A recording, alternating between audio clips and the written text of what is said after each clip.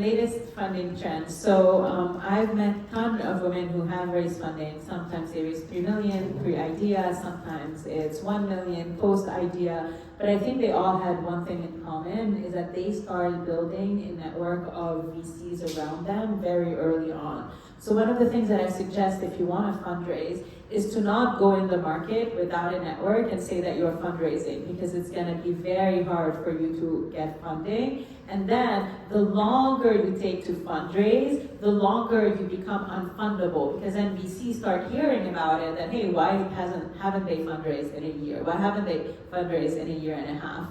So one of the things that I do recommend is now, don't say that you're fundraising, start going to different types of events, meet VCs, and every time you meet a VC, get a CRM, so get an Excel sheet, put who that VC is, who when you chatted with them, connect with them on LinkedIn, populate it with at least 100 to 150 VCs. Once you have that list, once you have a connection, a warm intro to these VCs, then what I saw they did is they said, okay, well now we're ready to fundraise. We're opening a round. Then they started reaching out to VCs who had the most likelihood of funding them. They got the first term sheet, and then within these few weeks, they went with that term sheet and they created FOMO among other VCs, and that's how they raised their round. So it's a very kind of, ABC process.